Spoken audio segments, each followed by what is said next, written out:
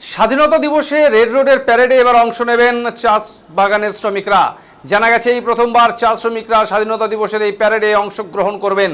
এই প্যারেডে অংশগ্রহণ করতে দার্জিলিং, জলপাইগুড়ি ও আলিপুরদুয়ার জেলার তরাই ডুয়ার্সের 120 জন চা শ্রমিক কলকাতার উদ্দেশ্যে রওনা হচ্ছেন।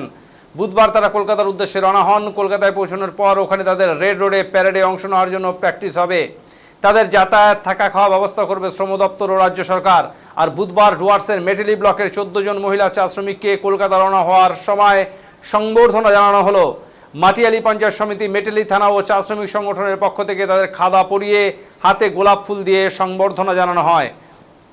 উপস্থিত ছিলেন মাটিয়ালি পঞ্চায়েত সমিতির সভাপতি হোসেন হাবিবুল হাসান, জেলা পরিষদের সদস্য রেজাউল বাকি, তৃণমূল নেতা তথা নাগরাকাটার প্রাক্তন বিধায়ক জোসেফ মুন্ডা সহ অনেকেই।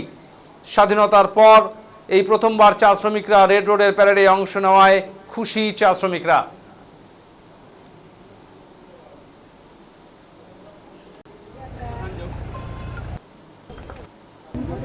চা বাগানের পক্ষ থেকে বা চা বাগানের শ্রমিকের পক্ষ থেকে মুখ্যমন্ত্রী তথা পশ্চিমবঙ্গ সরকারকে ধন্যবাদ দিতে চাই।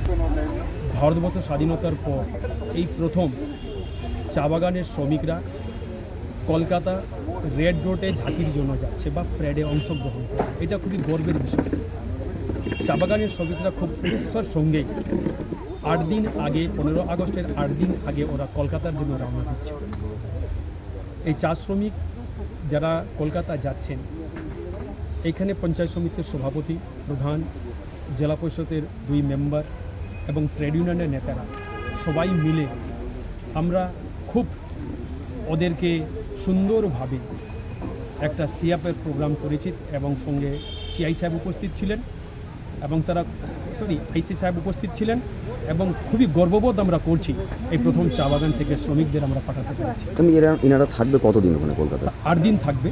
এই যে ব্যবস্থা বা ব্যবস্থা, যাওয়ার ব্যবস্থা সবাই labour department, government of West Bengal এটাকে দায়িত্ব নিয়েছেন এবং যতটুকু আমরা জানি ওদের খুব থাকার ব্যবস্থা খুব ভালো হবে এবং 8 দিন ব্যাপী ওরা প্র্যাকটিস করবে। তারপরেই ওরা কিন্তু ওই 15 আগস্টের প্রোগ্রামের নাম। কোঅর্ডিনেটর হিসেবে কে? প্রকাশ নাইক আমাদের ব্লকের কোঅর্ডিনেটর হিসাবে। 14 জনের যে টিম যাচ্ছে সেই টিমের মধ্যে সে একজন কোঅর্ডিনেটর হিসাবে এখান থেকে যাচ্ছে। 14 জন কি মহিলা? অবশ্যই মহিলা, সব, কেউ পুরুষ না। আচ্ছা, সবাই সবাই হচ্ছে মহিলা চা শ্রমিক। মানে এমনি কি পুরো মেটলি ব্লকের বিভিন্ন বাগান থেকে? সব মেটলি ব্লকের বিভিন্ন বাগান থেকে আছে, কিছু কিছু বাগান যেতে পারে না এবং 1-2 জন চা শ্রমিকের হঠাৎ শরীর খারাপের জন্য ওরা যেতে পারছে না। কিন্তু আলিপুরদুয়ার, জলপাইগুড়ি এবং দার্জিলিং ডিস্ট্রিক্টের তরাই মিলে 120 জনের টিম যাচ্ছে কলকাতা। हम लोग आज पहली बार हम लोग कलकत्ता जाने वाले हैं, तो हम लोग को वहाँ परेड के लिए बुलाया गया है।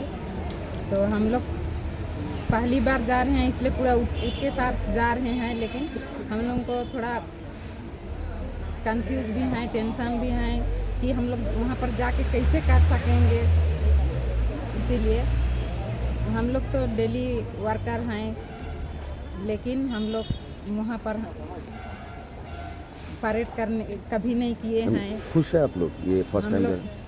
हम लोग बहुत खुश हैं क्योंकि हम लोग को पहली बार बुलाया जा रहा है। हम लोग ऐसे स्कूल में ही करते थे परेड, स्कूल ड्रेस में, लेकिन ऐसे हम लोग ड्यूटी का ड्रेस में नहीं किए हैं।